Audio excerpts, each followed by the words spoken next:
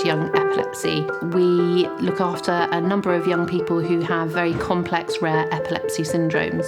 Epilepsy is a very complex condition. Some people might just have one seizure, but a lot of people, especially the young people we support here, have many different types of seizures that can occur both day and night.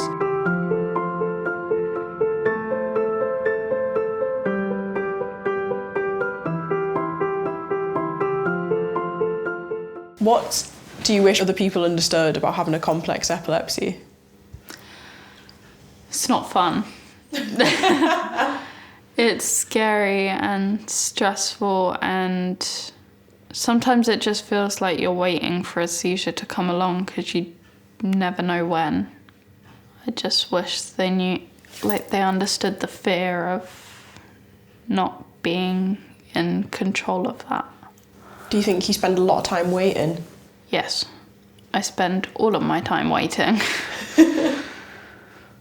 Do you spend more time waiting for them than having them? Yes.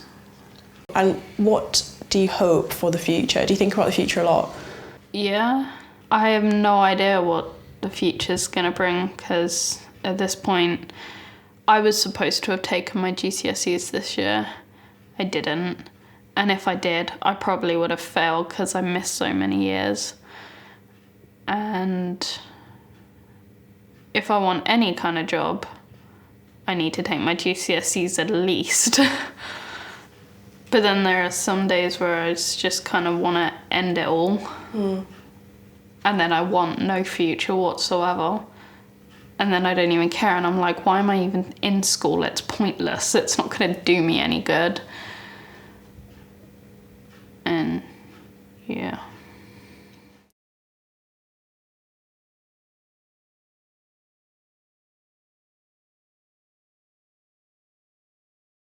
So Morgan uses what we call a total communication approach. So he uses a bit of everything.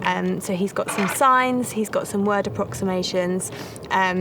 He's brilliant with his body language, his gesture, he points, he uses everything. But we have introduced a communication book to help him, because his word approximations often, if you don't know him, are quite unclear. So the idea around this is to just give him something that he can flick through and point to things to be able to communicate more effectively.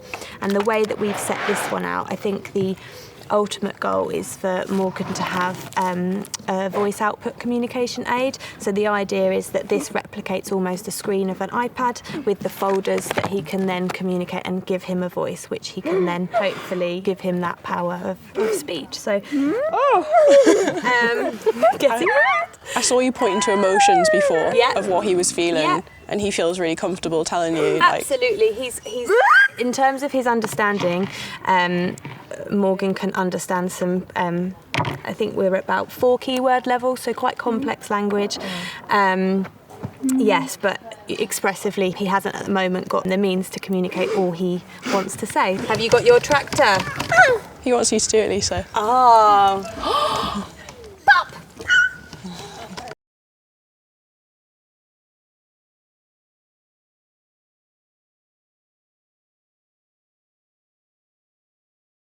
So how does having epilepsy make you feel, Harry? Terrible. Why does it make you feel terrible?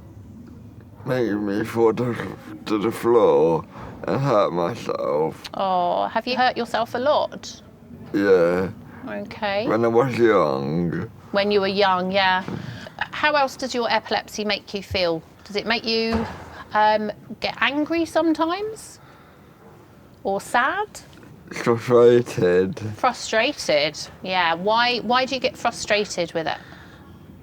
It makes me hurt myself. Yeah, and that stops you doing things sometimes, doesn't it? So, Harry, what would you like to do when you leave Young Epilepsy and you're an adult? Like in the nursery on flowers. Oh, you want to go and work with flowers, like horticulture, like you do now here at college? Yeah. Oh, that would be lovely.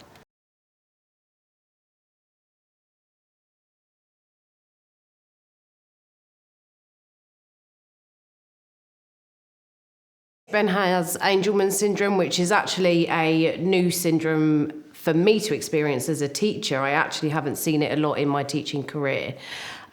So I've done lots of learning, and actually leading on from all the yoga that he does, he has a lot of physio input.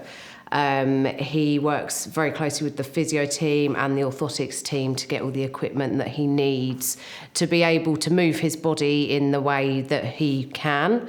Ben came up from the school with a wheelchair and a walker, and this year he hasn't used that at all because we've really focused on the mobility of his body. Yeah, and he smiles all the time. You love being the centre of attention. You want to talk to Debbie. He loves being the centre of attention, and he has just done fantastic this year, I have to say.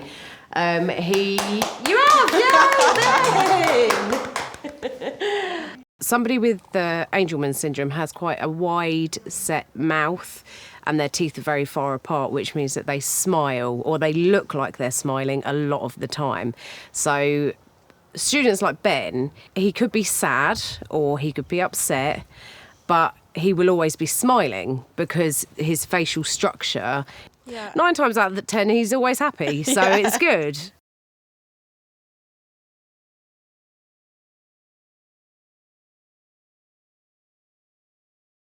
What do you know about Dravet syndrome? It's a very rare genetic epilepsy syndrome that causes not only uncontrollable seizures, where he's never been seizure-free all his life, but also things like severe autism. He has issues with his bowels. He's very low level on communication, so he has his own method of communication, so it's not a formal method, so you really have to know him to be able to communicate with him. He has extra little things, like he also has other deleted genes as well, which means he can't feel pain, and he has Raynaud's syndrome as well, so his fingers and toes and things don't always get the blood to them properly and things like that. So he has quite a big sort of diagnosis of different things going on. And what do you wish something people just understood about these rare types of epilepsy? It's mainly to do with that epilepsy is very often placed under an umbrella of everyone is the same, and that's not the case. And yes, there are a lot of people with epilepsy who maybe one medication will alleviate all their seizures and they can function in normal life absolutely fine. But there are many, many others that does not work. He has all these different things and the doctors still don't know how they can help. So we're still struggling now.